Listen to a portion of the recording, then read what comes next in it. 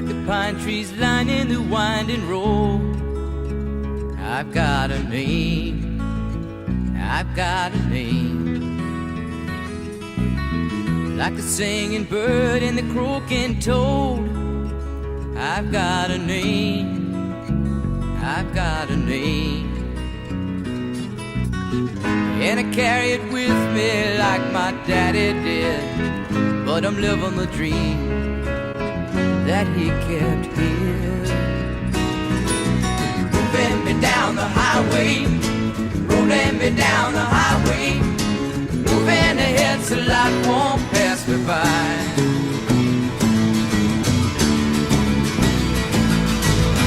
Like a north wind whistling down the sky, I've got a song, I've got a song, like the whippoorwill and the babies cry. I've got a song, I've got a song,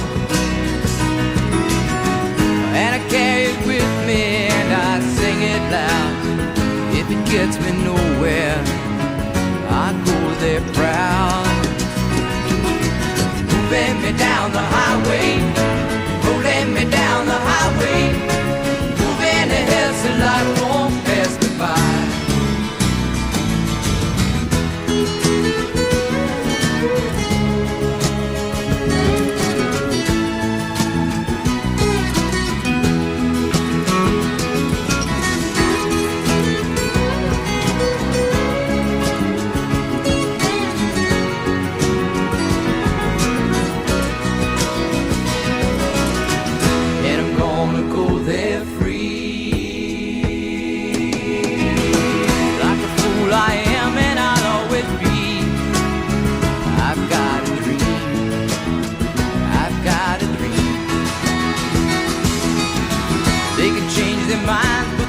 Change me.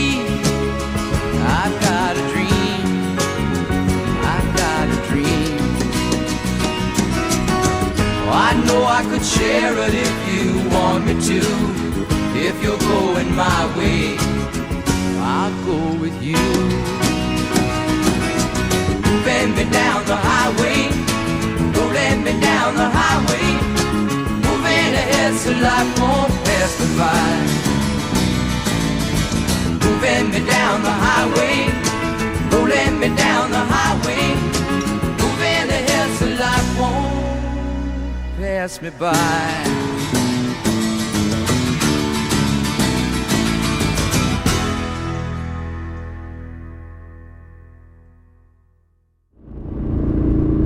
Okay, well, hi to any of those that are awake. We're back about, I don't know, about 5 days later than the last shot, and about 3,500 k up the road. It's 440 k to go to Nordkap, and reasonably soon all the fjords and all that will be sort of more or less gone. And for those that are going to say, oh, he told us all about the fjords but didn't film any, well, it's been raining, I could just about say non-stop for 3 days, and all you see is just mist and fog and really not much else. So there'll be some more shots a little later on, and get something pretty good, no doubt. And for those that like the odd horror story, just got off to take a couple of photos of the bike, and slowly down I noticed a sort of rather large gouge out of the front left-hand side of the front mudguard, which a couple of people won't be too upset about that, but I am. I think it must have happened on the ferry. Now, if it happened on the ferry, kind of makes it okay, I guess, because that's part of what you get for shipping your bike from Australia to Norway multiple times. Still quite fixable, and remember the day when I would have been absolutely mortified, but I don't know, I might be getting some sense that it doesn't actually worry me as much as it would have once. Enough about that. Over on the left, of course, is your 750,000, kilometre deep lake, fjord things, and your standard 5,000, 6,000 foot mountains that just drop vertically into it, as mountains do over here. You can get accustomed to seeing it, but I don't know how long it'd take before you ever got that used to it that you weren't impressed.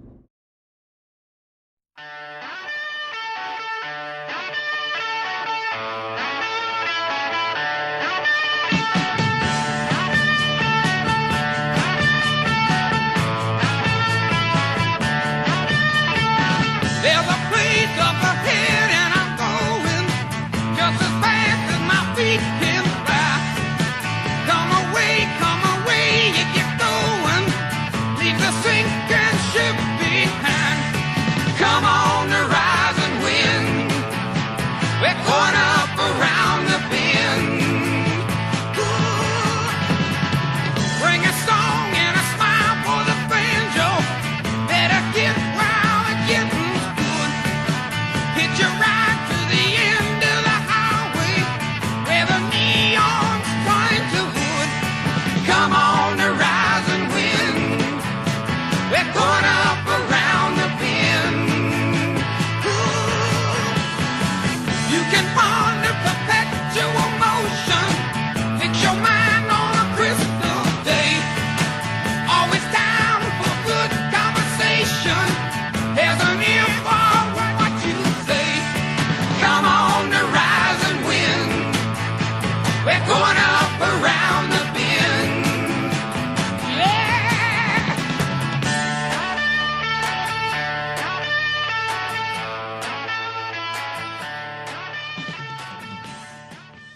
Well, all you folks in TV land, this is Gilton.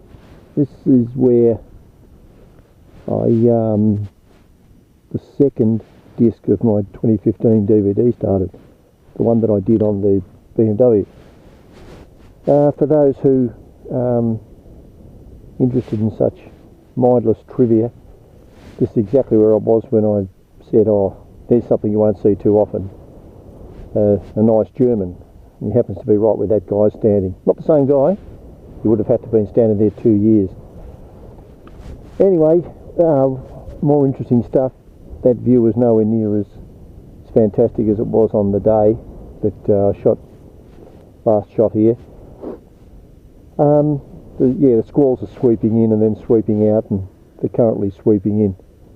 So that's as good as that's going to get. But these little huts and that have got that Eskimo look about them.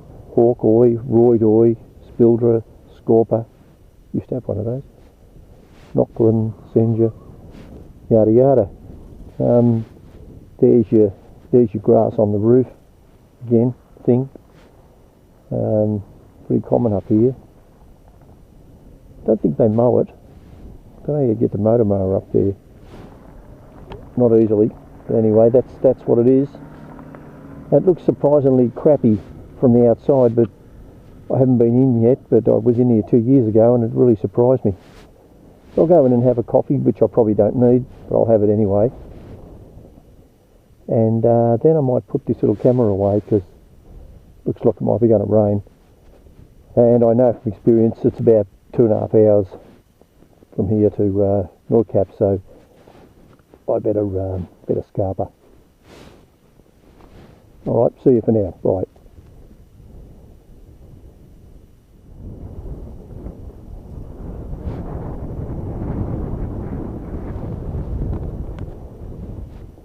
Well, that's rather fortuitous. Nice little rainbow there. I'm just going to go down and see if the pot of gold's there. Gave up on that sort of thing a long time ago though, really. Yeah, it's nice.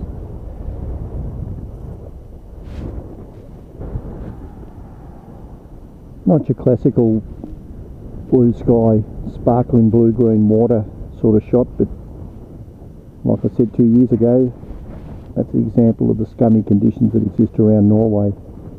Have a look at that little lake secreted in that island over there. Very nice.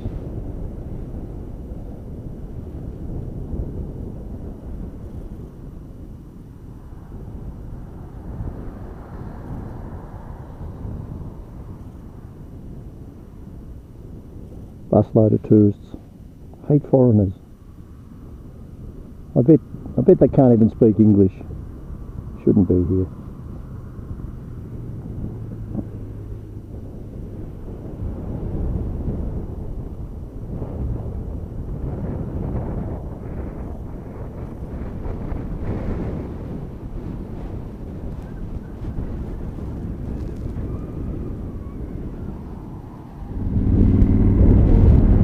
Alright, just like 2 years ago, I'll say it again, said it before, say it again.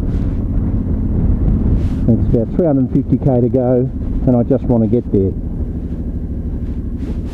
But in the interest of tradition, say it again, just right on the wrong side of the road here for a sec.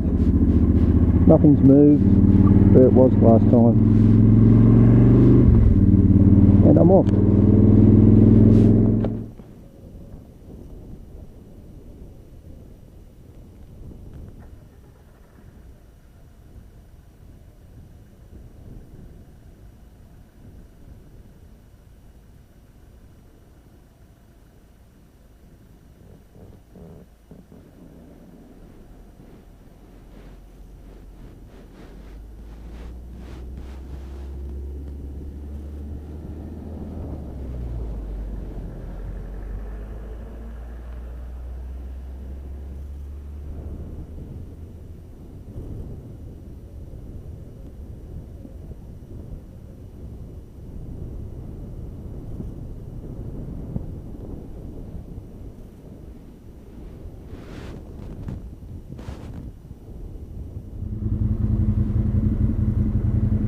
Oh yeah, this is some of the things that can happen to you in Norway. Look at that. Isn't that fantastic?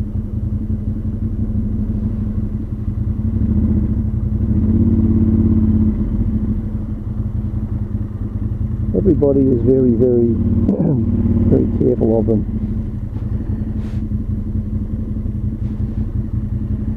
Notice they've got trackers on them too. So.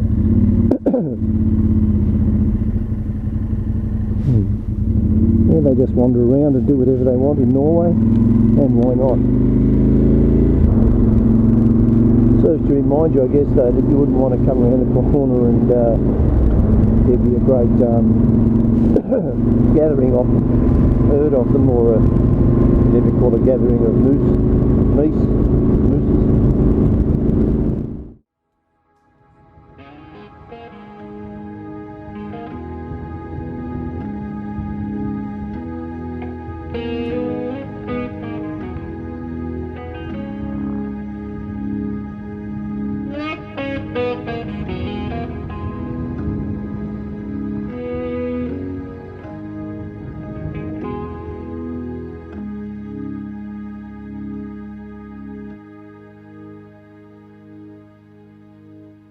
These mist-covered mountains are home now for me, but my home is the lowlands, and always will be. Someday you'll return to your valleys and your farms, and you'll no longer burn to be brothers in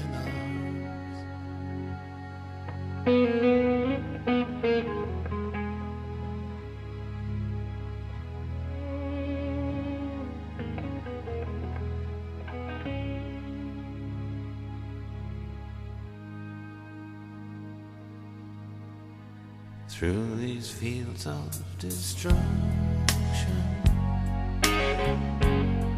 baptisms of fire, I've witnessed your suffering as the battle reached high, and though it hurt me so bad,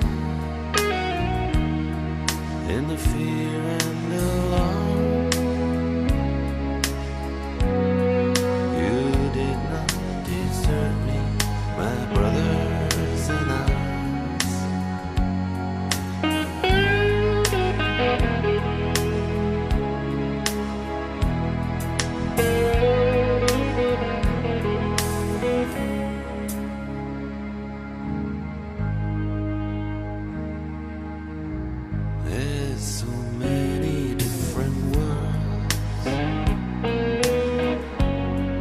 so many different suns, and we have just one world, but we live in different ones.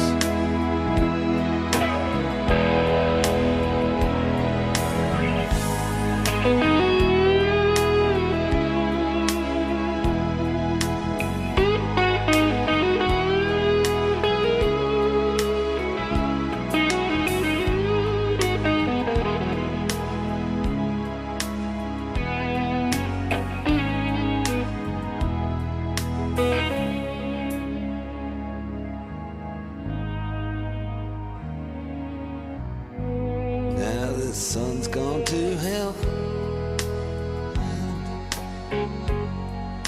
the moon's riding high. Let me bid you farewell.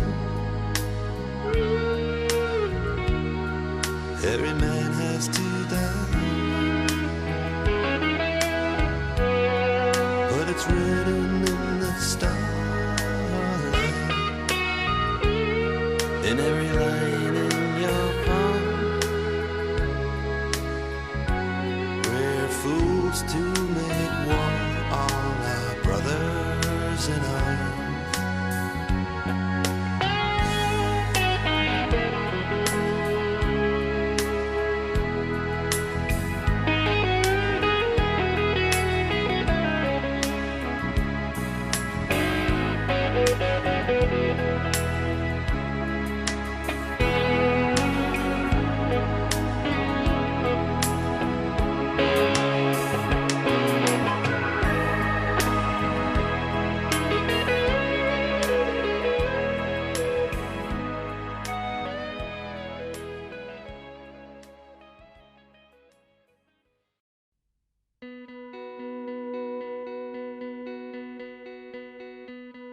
Let's dance in style, let's dance for a while. Heaven can wait, we're only watching the skies. Hoping for the best, but expecting the worst. Are you gonna drop the bomb or not? Let us die young, let us live forever. Don't have the power, but we never say never. Sitting in the sandpit, life is a short trip. Music's for the sad man. Can you imagine when this race is run? Turn our golden faces into the sun, praising our leaders, getting in tune. The music's played by the madman. Forever young, I wanna be forever young. Do you really wanna live forever? Forever, forever.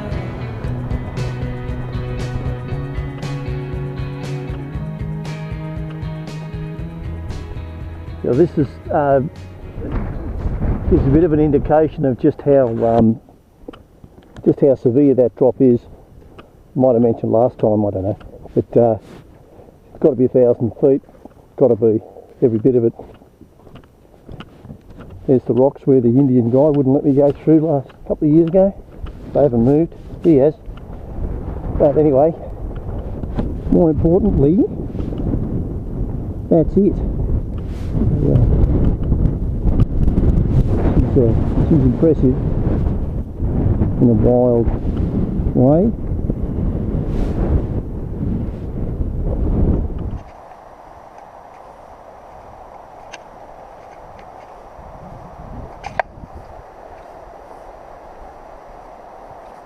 It's just a nice little shot of a cabin I got in Finland.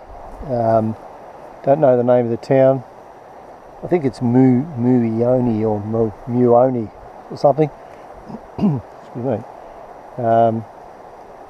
Again, only slightly dearer than a comparable tent site, and you don't lay there all night wondering if it's going to pour rain or not.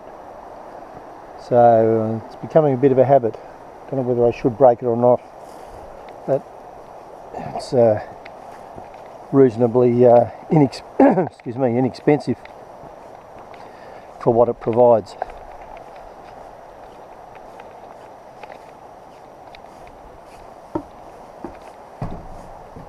And there you have it. Basic but honest. Can't say fairer than that.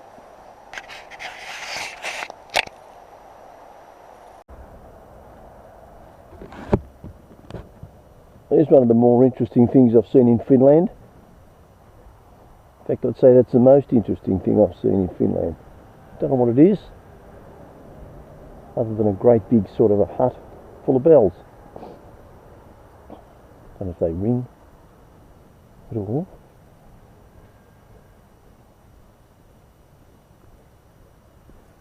They're nicely hung, if I can use that term. Elegia Martinus bitferens.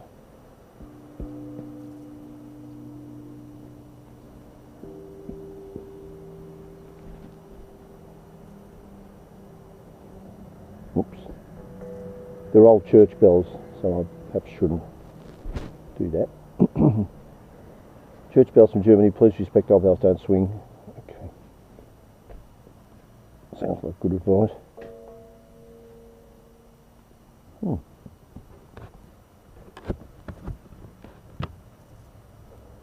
This particular spot's about, excuse me, I never remember the names of the towns. It's about 450k north of Helsinki, and it's about 200k south of somewhere that's 650k north of Helsinki. I think it's called Gubliunia or something like that. Well, that's where we are. Excuse me, Finland in itself is, I don't know, Finland's sort of funny there. Well, the other countries you go to seem to, after about a few hours, you sort of think, oh yeah, I see how that's done, and I kind of understand how that's done, and what have you. Finland is just strange. It's I don't know.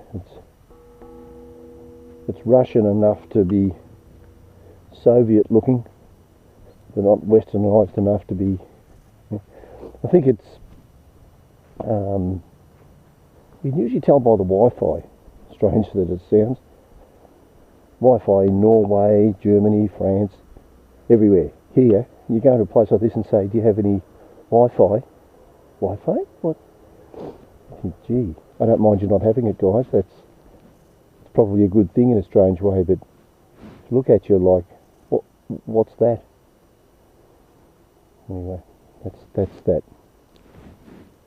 Finland and the bells.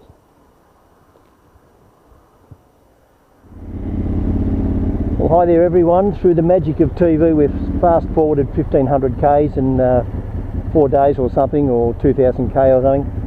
We find ourselves, as usual, through a combination of good luck, good management and a bit of flukery, in a place called Berkestaden, and everybody is just gloriously happy. The place is just absolutely beautiful. It's beyond really description. So anyway, well, I'm just going to take a ride up to the point where you jump on the bus to go to the Eagle's Nest, Hitler's Retreat, is the English way of putting it. It turns out you couldn't get a tour. They're booked miles ahead, but then the person at the info booth said that if you want to ride your motorbike 15 kilometres up the hill, you can get on a bus any darn time you like. So I thought, well, sounds like my sort of thing. So we're just going to go for a little ride up the hill, and I'll film most of it, and we'll give you some idea what it looks like, and then we'll film the proper thing tomorrow.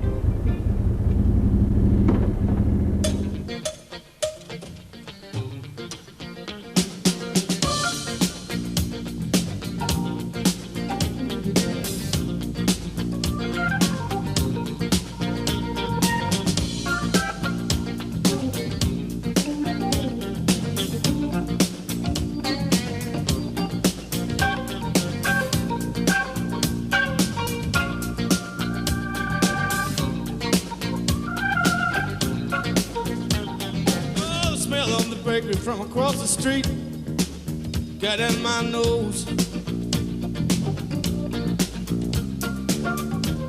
As we carried our ladders down the street with the wrought iron gate rose,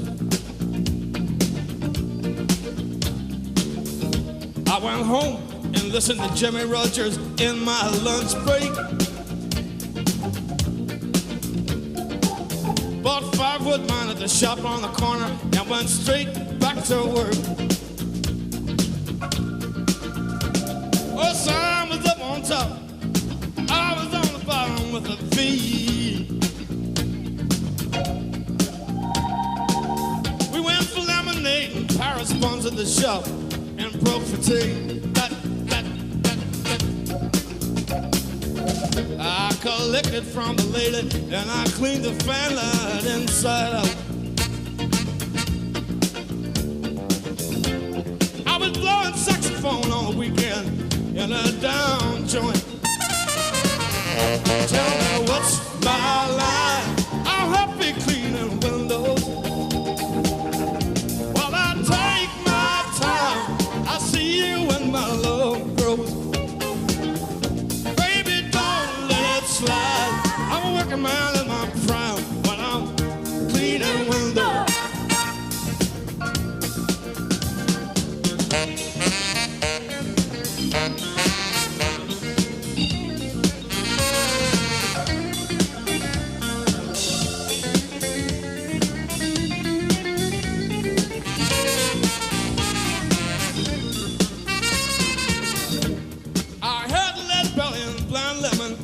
Street where I was born.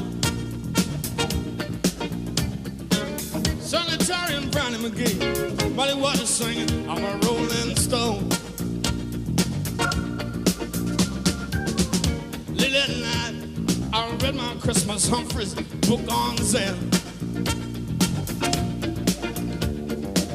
Curiosity killed the cat, Kerouac storm of bombs along the road. Tell me what's my line? I'll help you cleaning windows.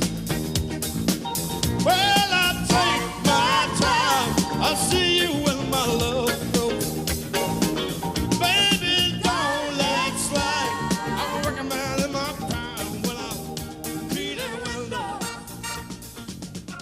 Tell me what.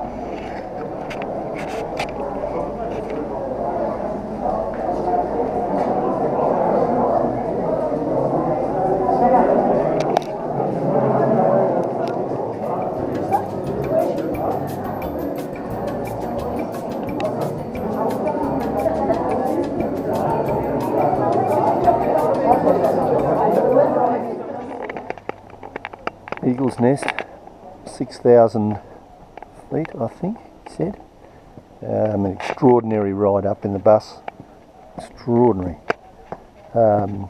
Steep as could be, the hills. Yeah, just unbelievable work they did. It's fantastic. It really is fantastic.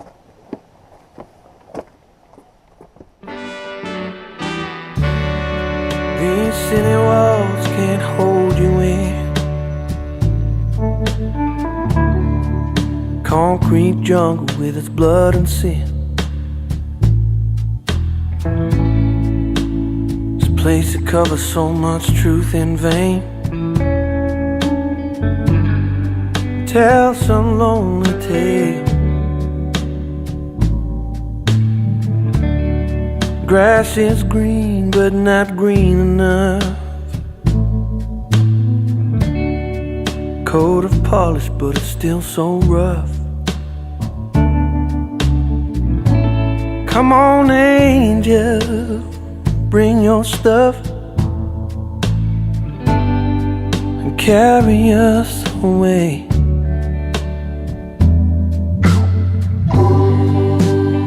Colors bright and you're alright.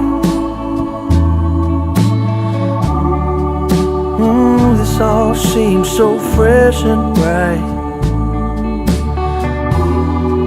Lost your way but you found a sight. You've seen the colors in the sky.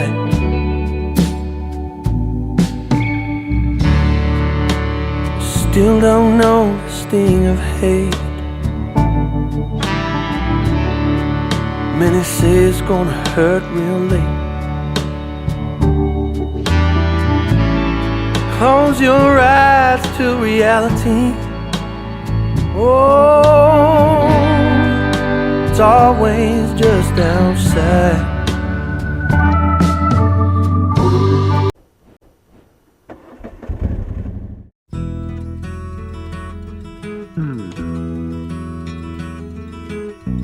Like the pine trees lining the winding road, I've got a name, I've got a name.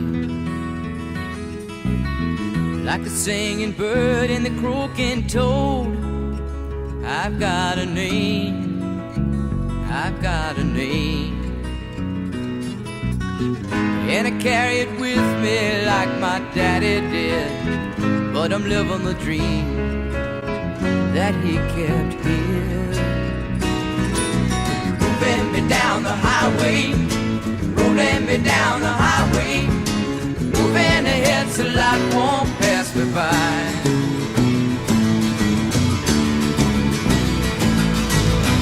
Like a north wind whistling down the sky, I've got a song, I've got a song. Like the whippoorwill and the babies cry, I've got a song, I've got a song. And I carry it with me and I sing it loud. If it gets me nowhere, I go there proud. Moving me down the highway, rolling me down the highway, moving ahead so life won't pass me by.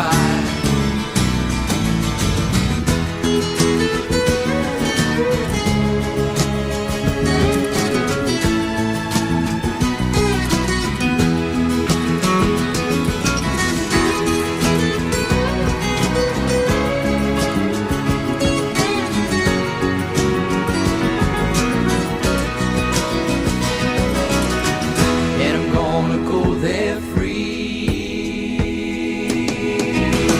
Like a fool I am and I'll always be.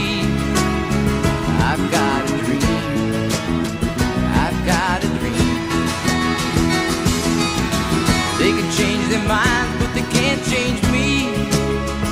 I've got a dream, I've got a dream. Oh, I know I could share it if you want me to. If you're going my way, I'll go with you. moving me down the highway, rolling me down the highway, moving ahead so life won't pass me by. Moving me down the highway, rolling me down the highway, moving ahead so life won't pass me by.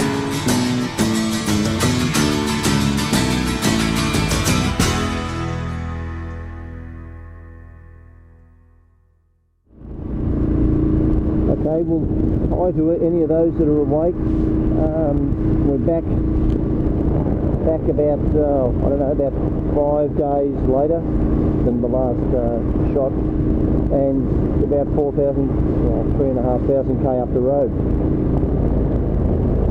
It's 440 k to go to Nordkap, and reasonably soon all the fjords and all that will be sort of more or less gone.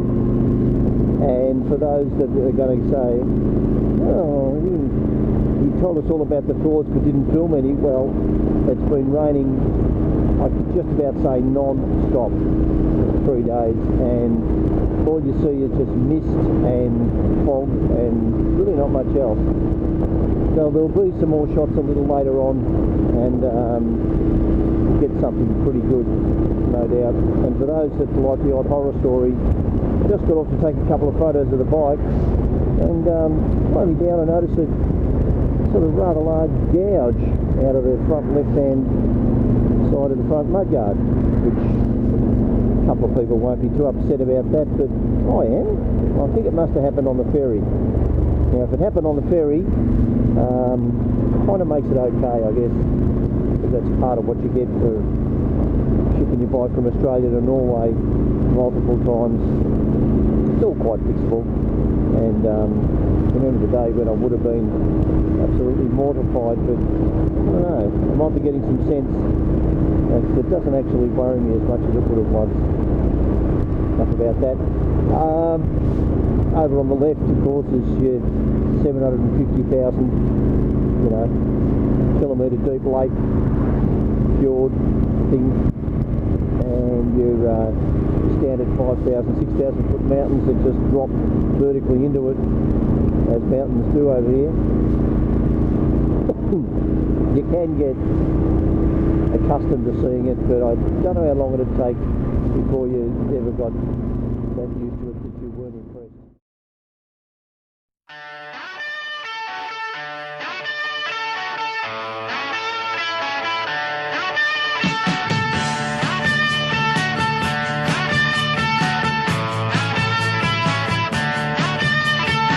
There's a place up ahead and I'm going just as fast as my feet can fly.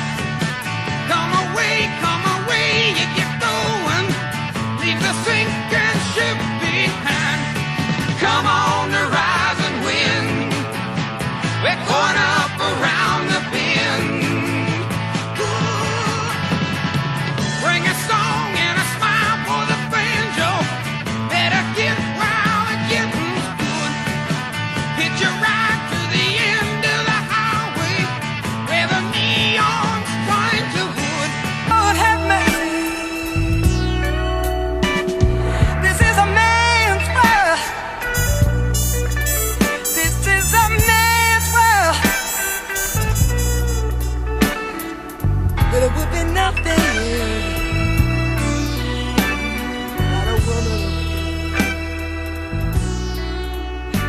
This is a man's world. A man's world.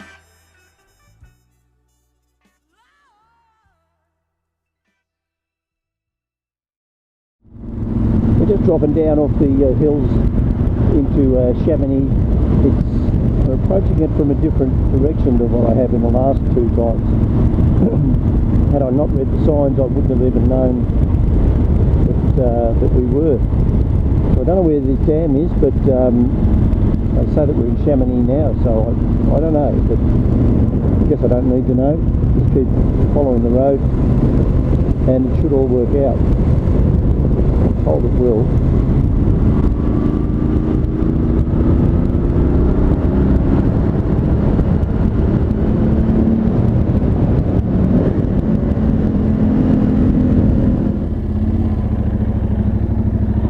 Well, if I'm not mistaken, this is probably going to be it. So we'll have a look at this. This is this has been a bit of a thing.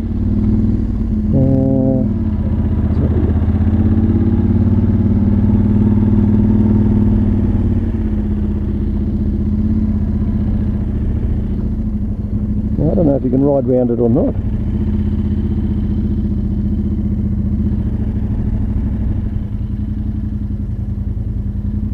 Make an inquiry, I think. There's the water.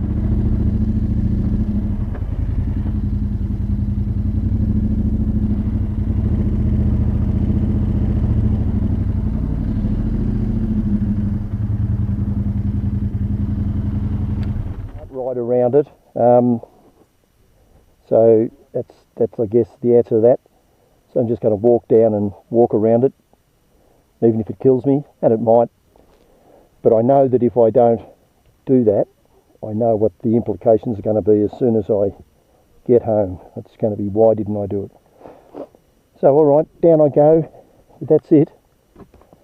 That's the bridge. That's the dam, and a damn big dam at that. So off I go, a couple of shots, and we'll see what happens.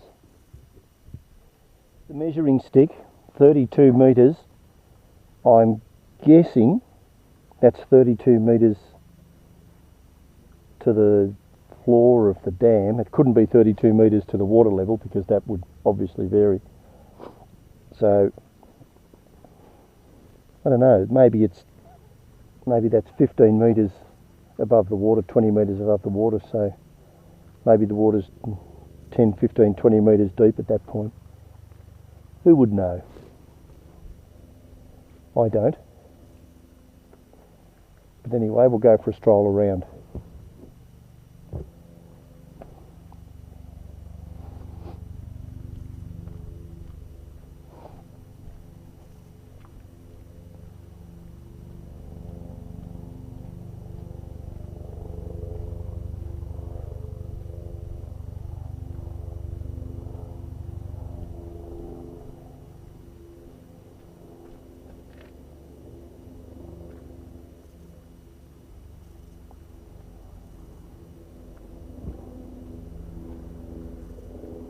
Obviously there is a road that services it.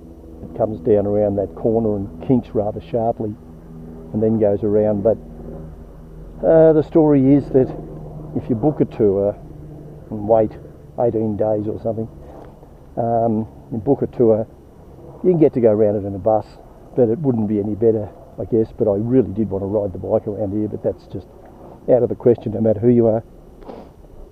But then you think that, and then you say to yourself, maybe if you ask the right person, they say, "Oh, just this once, monsieur." You think, right. But on this occasion, I think not much hope. Don't think of that. And this, of course, is the dry side. Mostly dry. Pretty damn dry, actually. Usual little bit of leakage, or whatever that is. I don't know what that is. I've been told, but I forgot. There you go. There's your Swiss Alps and your basic Barge de la Emerson, or the Emerson Dam to us. Extreme.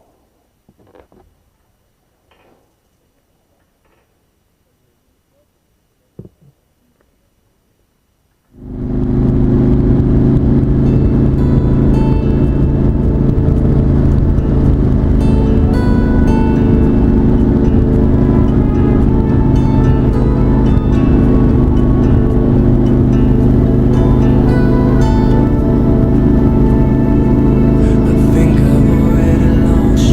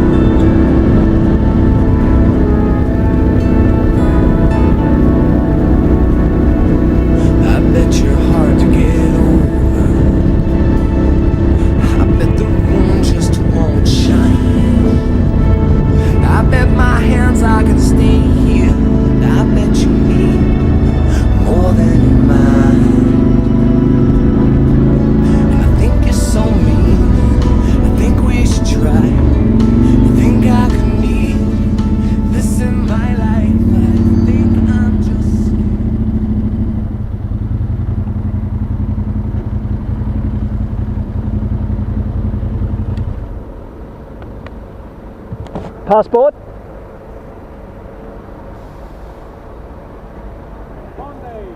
No passport? Good.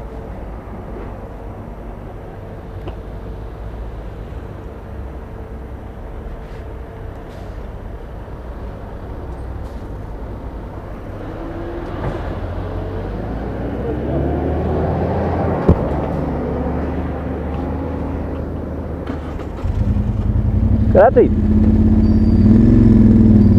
Thank you.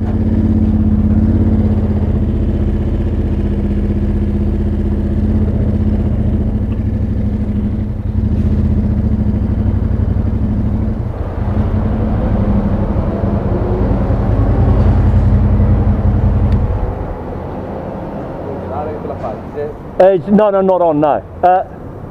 Oh, scusi, scusi. Okay, first look at Italy for those in TV land.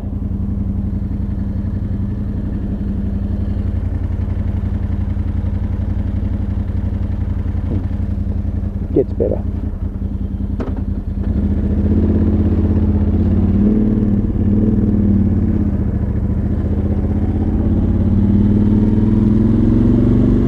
Again, I don't know how many extremely significant, amazing things you can just fundamentally ride up to on a motorbike and just rock up.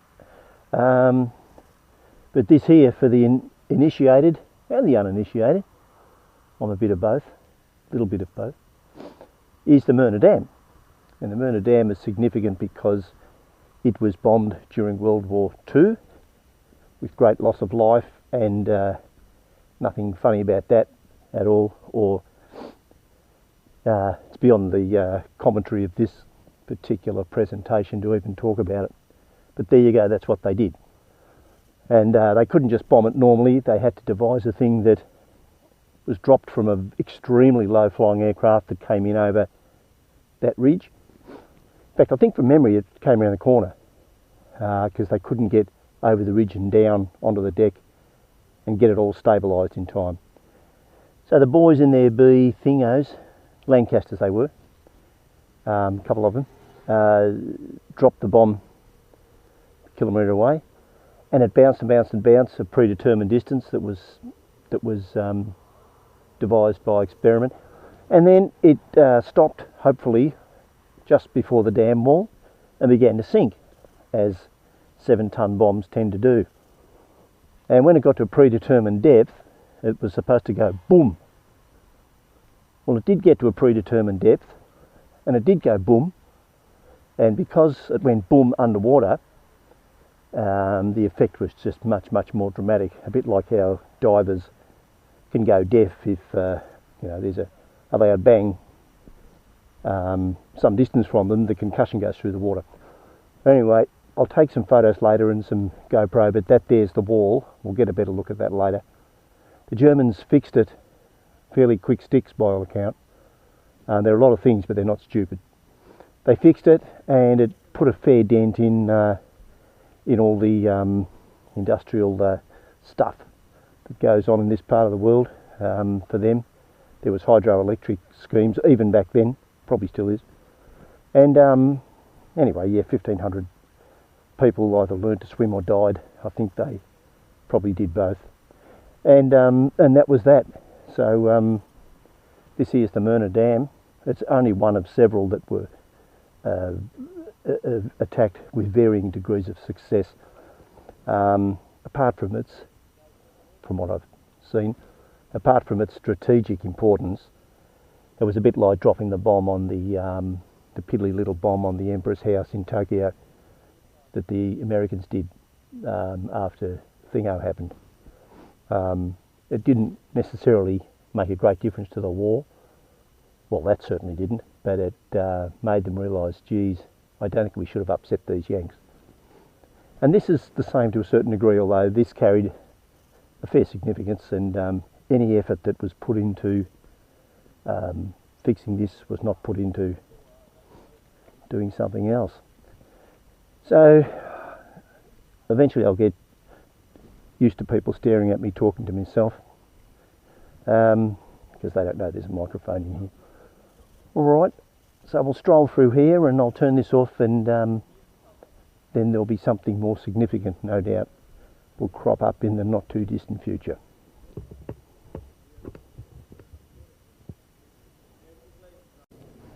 Okay, there's another little thing for the technically minded.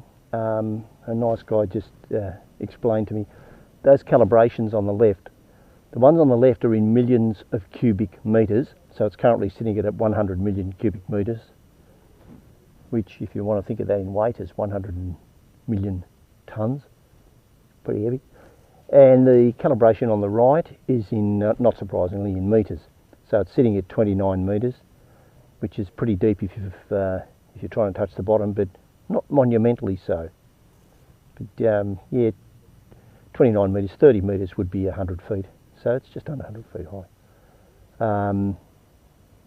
Yeah, for those that live in Ballarat, if the post office was built on the base of this, the top of the tower would be sticking up around about 8 metres.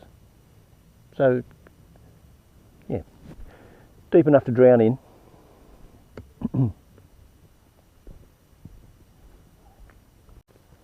So again, now we're in somewhere near the middle, not quite, perhaps should get in the middle. So our brave RAF lads and the Yanks as well.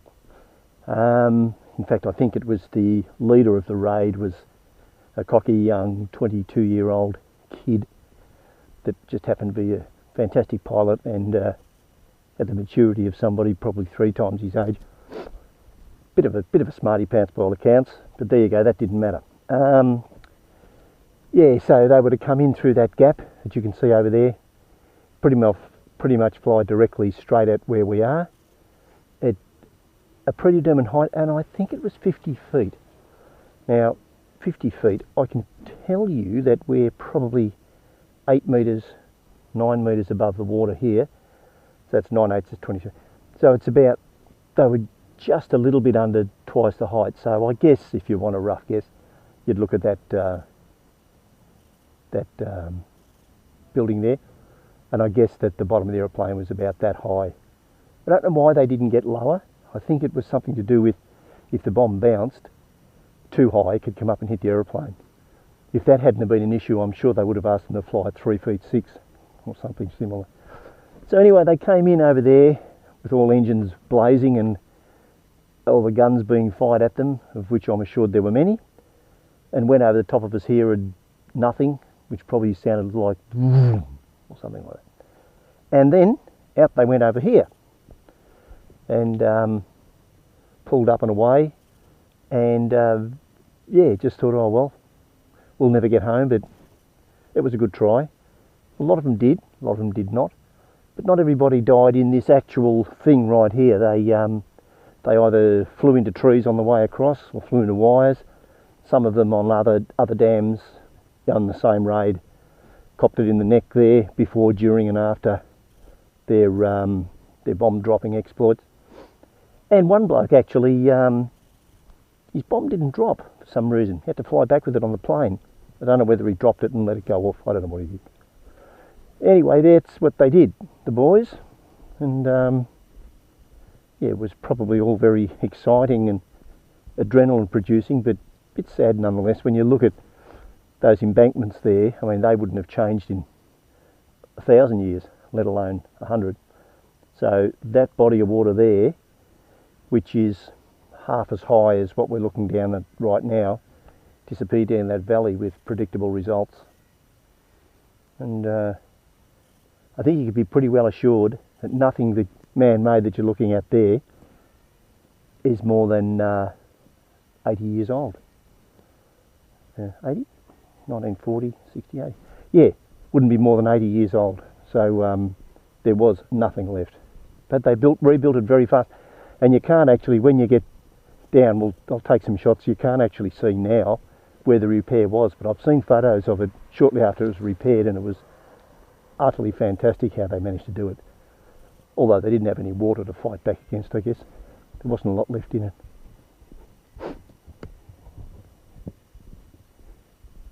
But there you go, not to make too light of it. Here comes a boat. Hope he doesn't hit the wall of the dam, he'll knock another hole in it. But, I don't know what that trip would be, but they're probably looking at the motorbike thinking, gee, I'd love to go around Europe on a bike. I wouldn't mind riding on the boat. Don't think I'll bother. The lady in the ticket box said that it was really sad, you know, her parents, you know, I'm not sure they survived or not, but they were part of it. And she said it was really, really sad, which it would have been. And I didn't know what to say, so I thought, well, I'll say something to let her know that I care and that I have emotion. And I said, do you think it would have been as sad if you'd have won the war, or the fact that you lost the war as well? She just looked at me, she didn't say anything. I thought, oh, she probably doesn't understand English. That's all right. She should learn though, because tourists come here and, you know, they should be able to talk to us. I don't know if I got a bit of mum in me, but for those that don't know mum, she's prone to saying things that are not necessarily politically correct. It's a nice little dog. That's not what mum said, that's what I said. Yeah, for a lady who's not very supple anymore, she's pretty good at putting her foot in her mouth. But I think I'm the same, because there's an old bloke over there. He was either a subby on the original construction by the look of him, or he probably, I don't know, was part of it all. But he looks about that age. Looks like it's hardly worth his while going home. Anyway, he speaks reasonably good English, so he was probably a spy during the war. And I thought I'd ask him a few questions, and he said, oh yeah, questions. I asked him a couple of questions about it, and he was happy to answer. Then I said to him, so did the aeroplanes come over from there and drop their bombs? And he sort of, oh, yeah, and didn't. Either he didn't want to talk about it or he didn't understand. So I said, oh, but is that where the bomb went off right there, and is that where the big hole was, and that's the actual valley that flooded, and he just didn't even want to talk, and he just, bah, and waved his hand at me and walked off. So perhaps he didn't understand, or he's got no sense of humour, or I don't know. But you couldn't construe that as being an out of place thing to say. I wouldn't have thought. You know, you know, I mean, you sort of got to get over things. I think. Build a bridge. Get over it. Build a dam. Get over it. Yeah, well, just made a little video on the iPad, but I'll do one for this as well, which is basically just the same as what I already said. Like, even the most idiotic people who feel that they have to open their mouth about every single thing and give opinions that they weren't really asked for, you'd have to just look at something like that and think, geez, it would have been a horrible thing. This is the thing. Alan Opfen, he'll be the artist. Der Murner catastrophe, which it was 17th to 5th, 43, in remembrance, but very pertinent and beautifully kept. This is what Germany's like everywhere, though.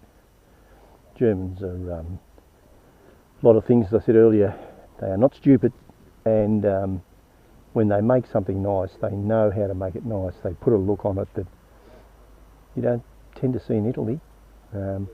Holland does a lot like it, but Germans just they're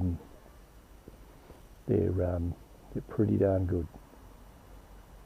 Like I said earlier, just for the wrong reason. I know this is easy to say when you know already where the damage was. But if I had to, for some reason, I reckon I could go up there, and if you went 1, 2, 3, 4, 1, 2, 3, 4, 5, 6, 7, 8, 9, 10, 11, 12. The 13th arch along, from there on to the right, is noticeably different colour than the ones on the left. And over on the other pylon, if you count 1, 2, 3, 4, 5, 6, 7, 8, 9, 10. 10 arches from there are a different colour. So the ones in between there are a different colour. slightly, and you can see about halfway down, in fact very close to halfway down, there's a kind of a rectangular section that doesn't have as much discoloration and what have you. Well, the vertical lines where the water's run down over the years certainly has, but I reckon you'd go close if you got a photo of that and drew where the damage was and then superimposed the actual damage. You can see the repair. It didn't buff out all that well, but yeah, you get an idea of the magnitude when you're here, and if you was to go over to the base of it in a boat or some other way, I think yeah, it'd be awfully impressive, rather imposing to say the least. But it's unlike me to say the least.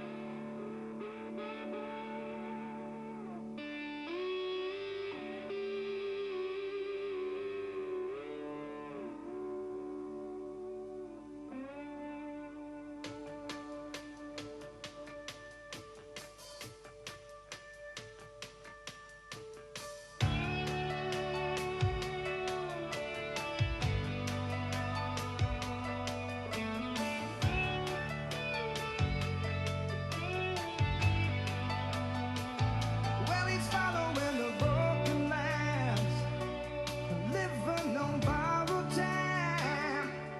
Motel rooms and broken hearts all left behind. I swear he couldn't close his eyes as he shifts in overdrive. He's been up and down this road so many times. The man of his heart, the searching just keeps it moving. Only the loud can take the rebel in himself. It's the rhythm of the highway as it rolls on down. The city lights as the faithful side drives a man behind the driving wheels.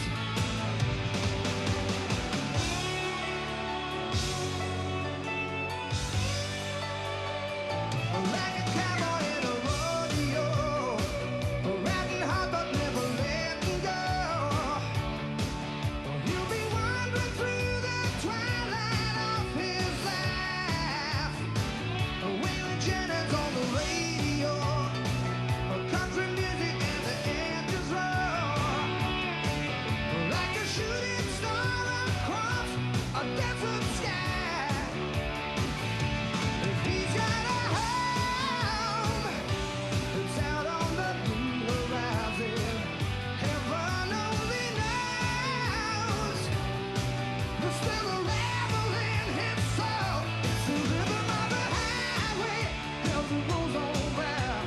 And city lights as the fade from sight drives a man behind the driving wheels. And chasing sunrise in a distant sky. Open plains till the mountains high. Drives a man behind the driving wheels.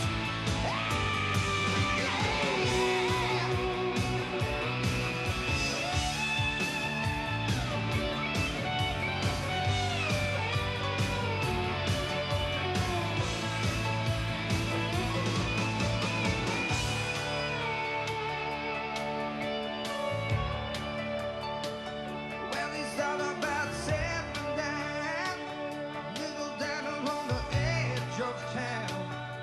But in this world of push and shove, he's still got freedom.